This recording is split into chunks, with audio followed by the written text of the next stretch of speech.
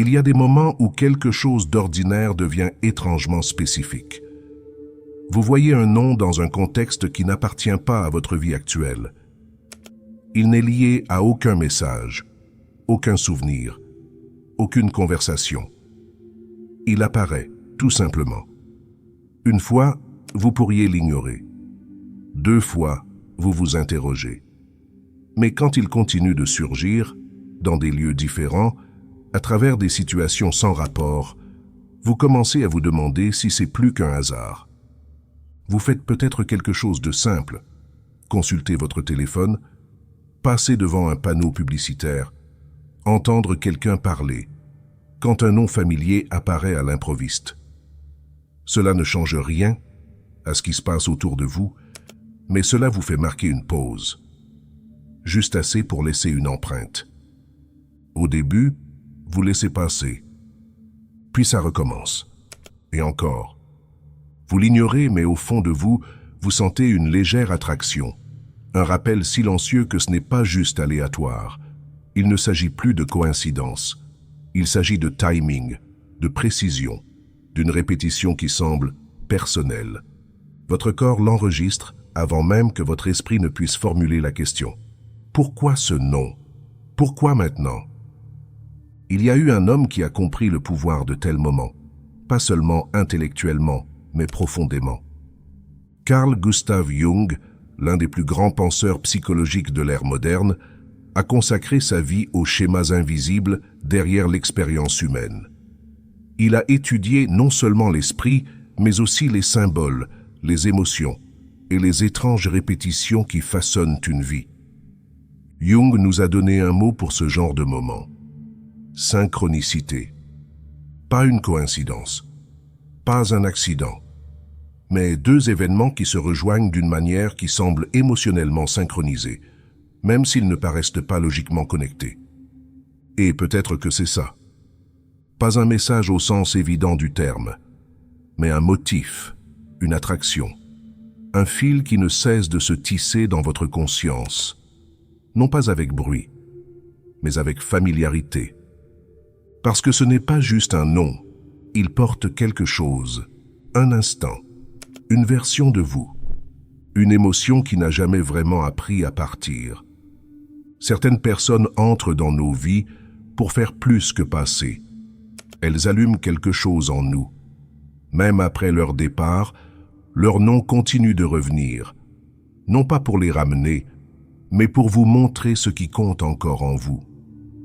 Dans de nombreuses cultures et traditions spirituelles, on retrouve l'idée que l'univers communique par des signes, non pas par des événements spectaculaires ou des messages évidents, mais par des répétitions discrètes, de noms, de chiffres, de motifs, de moments qui semblent réglés avec précision.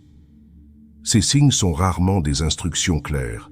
Ils ne crient pas, ils ne forcent pas, mais ils résonnent. Et c'est la répétition qui les rend si personnels.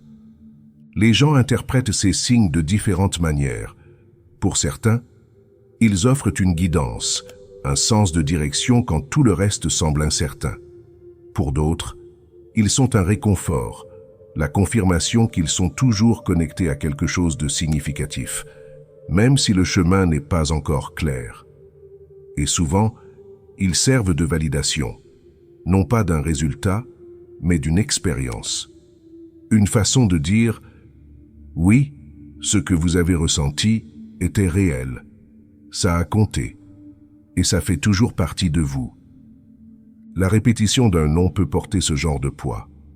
Il ne s'agit pas toujours de la personne derrière le nom, mais de ce que ce nom représente en vous. Un souvenir non traité, un désir inavoué, une leçon que vous deviez intégrer, mais que vous avez choisi de reporter. Quand ces signes apparaissent, ils n'exigent pas de réponse immédiate, mais ils vous demandent de prêter attention. Ils pointent vers quelque chose d'actif, de non résolu, quelque chose qui appelle silencieusement votre présence. Les ignorer est facile. Faire une pause et réfléchir à la raison pour laquelle ils reviennent sans cesse, c'est là que quelque chose change. Le signe seul ne change pas votre vie, mais la manière dont vous y répondez pourrait bien le faire. Vous n'avez pas besoin de déchiffrer sa signification tout de suite. Vous n'avez pas à tout comprendre d'un coup, mais vous le sentez, plus comme une présence qu'un souvenir. C'est quelque chose d'irrésolu, qui remue doucement sous la surface. Et puis vous réalisez. Quand l'univers vous envoie ce nom, ce n'est pas un accident fortuit. Il ne vous pousse pas à agir. Il ne vous demande pas de courir après quelque chose. Il pointe simplement vers ce qui est encore important. Alors avant de l'ignorer ou d'essayer d'écarter cette lueur de reconnaissance, prenez un instant. Il y a quelque chose ici qui mérite votre attention. Ce n'est peut-être pas à propos de la personne elle-même, mais d'une partie de vous qui porte encore du sens. Certains noms résonnent longtemps après que la personne est partie. Vous ne les cherchez pas. Ils vous trouvent. Et quand ils le font, ils ne sont pas de simples rappels. Ils font remonter des émotions que vous pensiez enfouies. Ce nom n'est pas seulement lié à une personne. Il est lié à quelque chose en vous, une étincelle qui s'est animée quand cette personne faisait partie de votre vie. Ce pourrait être une émotion que vous avez tenté d'oublier ou une part de vous qui a encore besoin d'être comprise. Il apporte avec lui non seulement le souvenir de cette personne, mais aussi le rappel de qui vous étiez en sa présence, que vous vous sentiez en sécurité, confus, certain ou dans le doute. Même si elle n'est plus là, cette part de vous est toujours présente, habitant l'espace rempli par son nom. Bientôt, vous commencez à voir que ce n'est pas juste un nom. C'est comme un fil vous invitant à regarder de plus près, comme si l'univers vous donnait un indice, alors que vous étiez trop occupé pour le remarquer. Ce nom, revenant encore et encore, ressemble moins à une coïncidence qu'à un signe. Dans ces moments, on vous offre plus qu'un simple lien vers le passé. On vous invite à réfléchir à l'histoire que vous vous êtes racontée à propos de ce nom, une histoire bâtie sur vos expériences, les gens rencontrés et les émotions ressenties. Mais, et si cette histoire n'était pas terminée? Et s'il y avait une autre couche qui attendait d'être découverte? Il ne s'agit pas seulement de la personne qui y est attachée, mais du sens que vous lui avez donné. C'est ici que commence le voyage de découverte, en comprenant ce que ce nom éveille en vous. Quelle part de votre parcours est encore façonnée par lui, même si vous ne l'aviez pas remarqué? Les noms sont plus que des étiquettes, ce sont des symboles. Ils portent des significations au-delà de leur simple sonorité ou apparence.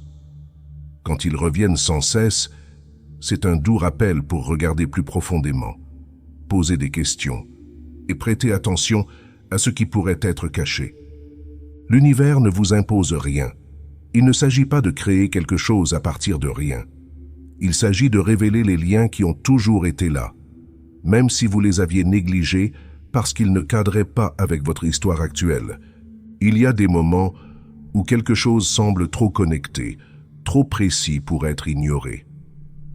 Le nom récurrent, qu'il apparaisse furtivement ou plus clairement, passe progressivement d'un mot aléatoire à un signal qui attire votre attention dans une certaine direction.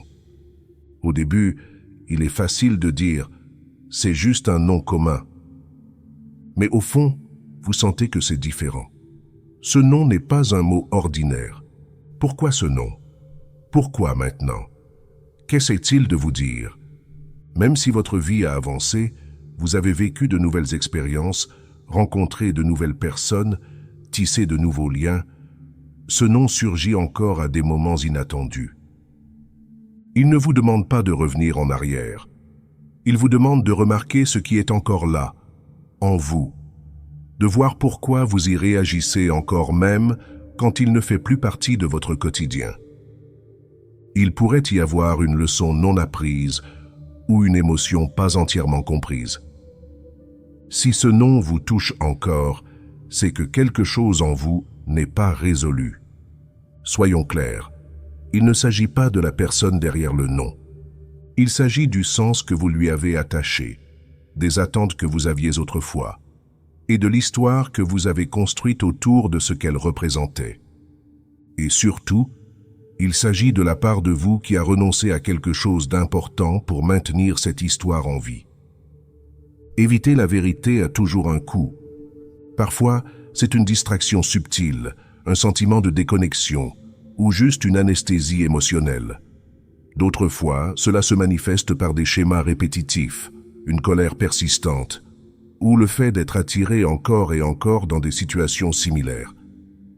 Quand vous cessez de blâmer les autres et commencez à vous regarder vous-même, vous apprenez quelque chose d'important sur qui vous êtes vraiment.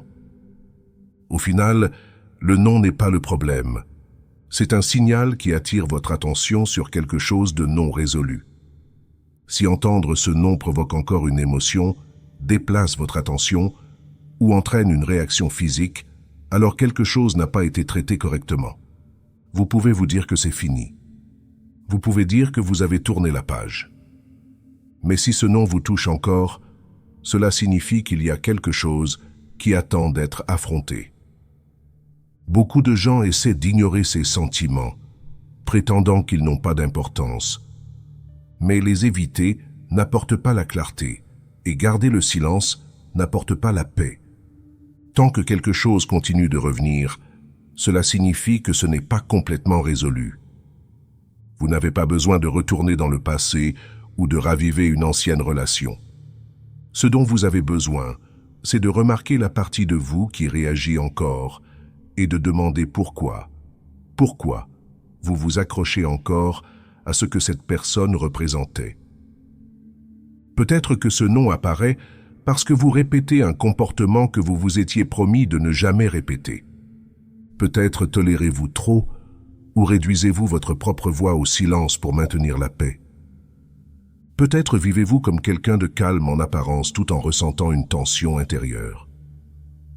Le passé n'a pas besoin de revenir exactement tel quel. Parfois, il revient sous forme de sentiments familiers, de schémas répétitifs, de non. Alors, qu'est-ce que vous n'avez pas encore affronté? Qu'avez-vous laissé non dit, ignoré ou simplement accepté sans discuter? Ce n'est pas une punition, c'est un retour d'information, feedback. L'inconfort est une information. Jusqu'à ce que vous cessiez de l'éviter, il continuera de vous trouver, dans des noms, des moments, des personnes qui vous rappellent les vérités que vous n'avez pas traitées. Votre travail n'est pas d'oublier le passé, c'est d'en tirer les leçons, de comprendre pourquoi ce non vous affecte encore et de prendre la responsabilité des parts de vous-même que vous avez laissées derrière. Non pas pour revisiter d'anciens chapitres ou réparer ce qui s'est déjà produit, mais pour être honnête sur ce qui reste. Ceci est votre invitation. Prenez un moment la prochaine fois que vous entendrez ce nom. Sentez ce qui monte en vous et demandez-vous pourquoi cela compte encore. L'histoire est encore en train de s'écrire et ce nom n'est qu'une partie d'un tableau bien plus vaste. Quand les gens parlent de signes de l'univers, ils s'attendent souvent à une direction claire, une porte ouverte, un tournant, une confirmation qu'ils sont censés agir. Mais le plus souvent, ces signes sont réflexifs. Il ne s'agit pas d'agir immédiatement. Il s'agit de remarquer, de ralentir assez longtemps pour réaliser que votre attention est attirée pour une raison. Vous pourriez être tenté de l'expliquer rationnellement, de le rejeter comme une coïncidence. Et c'est toujours une option. Mais parfois, prêter attention ne signifie pas croire en la magie. Cela signifie simplement être honnête. Honnête sur le fait que vous n'avez pas tourné la page aussi complètement que vous le pensiez. Honnête sur le fait que ce non a encore un sens. Honnête sur le fait que vous êtes curieux, même si vous ne voulez pas l'admettre. L'univers n'opère pas selon le calendrier de votre logique. Il fonctionne par rythme, énergie, émotion. Il présente les choses non pas quand vous le voulez, mais quand vous êtes enfin capable de les voir différemment. C'est ce qui rend ces signes si perturbants. Il se fiche de savoir si vous êtes prêt. Il se soucie seulement de savoir si vous écoutez. Il y a quelque chose d'important que vous devez comprendre sur la raison pour laquelle ce nom continue d'apparaître. Ce n'est pas juste aléatoire, et ce n'est pas nécessairement un message auquel vous devez obéir. Mais ce n'est pas non plus dénué de sens. L'esprit ne se fixe pas sur des choses sans raison. Et l'univers ne renvoie pas le même signal sans cesse, à moins qu'il y ait encore quelque chose en vous qui n'ait pas été pleinement amené à la conscience. Vous n'avez pas besoin de croire en quoi que ce soit de mystique pour réaliser que l'attention a du pouvoir. Plus vous vous concentrez sur quelque chose, surtout avec une charge émotionnelle, plus cela devient présent dans votre perception. Et quand il s'agit d'un nom, lié à quelqu'un qui a autrefois signifié quelque chose de réel pour vous, l'énergie autour de ce nom s'amplifie. C'est le début de la manifestation. Non pas une force magique qui vous donne ce que vous voulez quand vous le voulez, mais l'alignement subtil et continu entre ce sur quoi vous vous concentrez et ce qui continue de façonner votre réalité émotionnelle. Chaque fois que vous revisitez la pensée, chaque fois que le nom résonne dans votre esprit ou apparaît dans votre environnement, vous renforcez une fréquence. Non par faiblesse, mais par habitude, par attachement, par quelque chose qui avait autrefois du sens et qui n'a pas entièrement trouvé sa résolution. C'est là que je veux que vous ralentissiez. Non pas pour paniquer ou trop réfléchir, mais pour être honnête avec vous-même. Si le nom continue d'apparaître, qu'espérez-vous qu'il advienne? Attendez-vous un message, un changement, des excuses, une seconde chance? Ou peut-être, gardez-vous une place pour quelque chose qui n'existe plus, mais qui définit encore une partie de ce que vous ressentez et de qui vous êtes? Rien de tout cela ne signifie que vous faites quelque chose de mal. Cela signifie simplement que vous n'avez pas encore choisi quoi faire de cette énergie. Et l'énergie non réclamée revient toujours en boucle. C'est pourquoi la répétition semble si personnelle. Ce n'est pas l'univers qui essaie de vous embrouiller. C'est l'univers qui demande. Voulez-vous continuer à nourrir cela? Ou est-il temps de le rediriger? La manifestation n'est pas une question de contrôle, c'est une question de clarté. Plus vous devenez clair sur ce que vous voulez vraiment et pourquoi, plus votre énergie commence à se diriger dans cette direction. Et donc, si le nom apparaît toujours, il est possible que vous ayez manifesté sans vous en rendre compte. Non pas parce que vous voulez nécessairement leur retour, mais parce qu'une partie de vous vit encore là où il se tenait autrefois. Alors, soyons honnêtes. S'agit-il encore de la personne ou s'agit-il d'une version de vous-même qui vous manque? Un sentiment de certitude, de connexion ou même de chaos qui vous faisait sentir vivant, même quand ça faisait mal. Vous avez le droit de ressentir tout cela. Il ne s'agit pas de nier quoi que ce soit, mais il s'agit de décider quoi en faire maintenant. Si vous continuez à vous concentrer sur le nom, il continuera à trouver son chemin dans votre monde. Non pas parce que l'univers vous teste, mais parce que votre attention est toujours ouverte. Et au moment où vous commencez à déplacer cette attention, non pas avec force, non pas avec culpabilité, mais avec conscience, vous commencez à créer un schéma différent. Un schéma centré sur là où vous allez, au lieu de là où vous avez été. C'est là que l'intention change tout. L'intention est ce qui transforme l'émotion brute en mouvement. C'est ce qui prend un souvenir et vous aide soit à l'honorer, soit à le libérer. Et vous n'avez pas besoin de l'annoncer à qui que ce soit. Vous n'avez pas besoin d'un rituel ou d'un signe d'en haut. Vous avez juste besoin de choisir, doucement mais fermement, où votre énergie appartient maintenant. Alors, la prochaine fois que ce nom apparaît, sur un écran, dans une conversation ou dans votre propre esprit, ne vous précipitez pas pour l'interpréter. N'assumez pas que cela signifie que vous êtes censé agir. L'univers répond à votre direction, pas seulement à votre désir. Et vous avez le droit de choisir ce qui reste vivant en vous. Peut-être que le nom compte encore. Peut-être qu'il comptera toujours.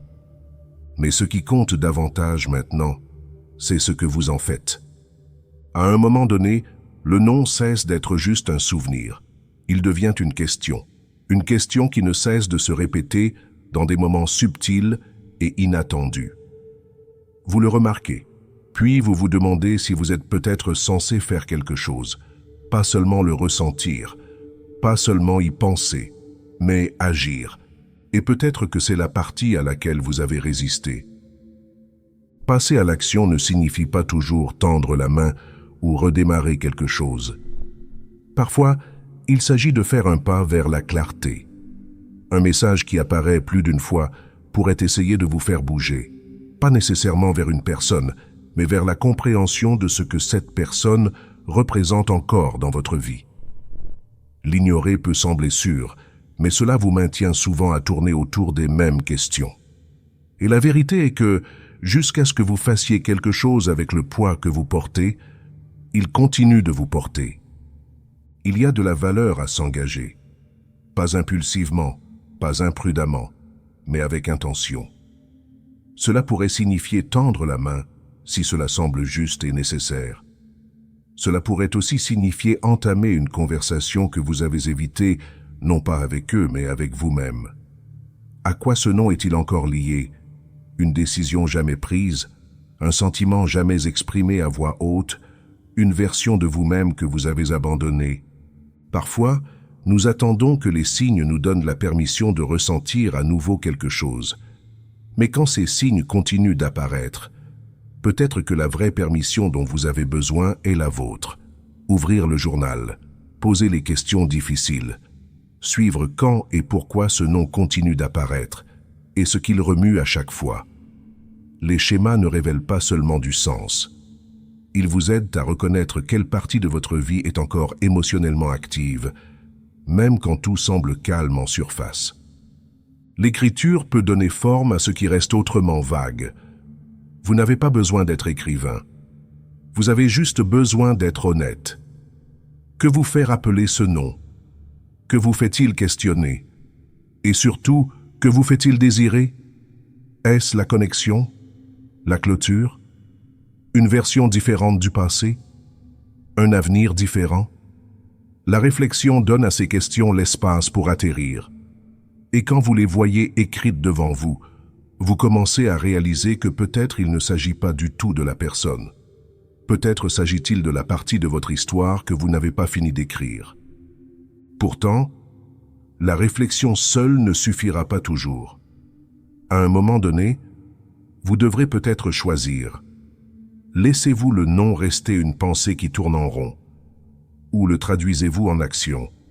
Une forme de réponse, même si elle est silencieuse, même si elle est juste pour vous? Parce que voici où les choses se compliquent. Vous avez fait le travail. Vous vous êtes assis avec le sentiment. Vous avez tracé le schéma. Vous avez remis en question tout ce que cela pourrait signifier. Et maintenant, le moment revient. Le nom apparaît. Pas dans vos pensées, mais dans la vie réelle. Peut-être sur votre écran. Peut-être dans une conversation. Peut-être dans un endroit où vous ne vous y attendiez pas. Cette fois, vous n'êtes pas pris au dépourvu. Vous êtes calme, présent, prêt. Mais maintenant, vous vous tenez au bord de quelque chose que vous n'aviez pas affronté avant. Vous pourriez l'ignorer, vous pourriez le laisser passer. Ou vous pourriez répondre, et pendant une seconde, tout en vous se tait, parce que vous savez que quelle que soit la voie choisie, quelque chose dans votre vie est sur le point de basculer. Si ce message a résonné en vous, prenez un moment pour vous abonner à la chaîne. Et si vous souhaitez soutenir ce travail, n'hésitez pas à laisser un super thanks. Cela aide plus que vous ne l'imaginez. Merci d'avoir regardé.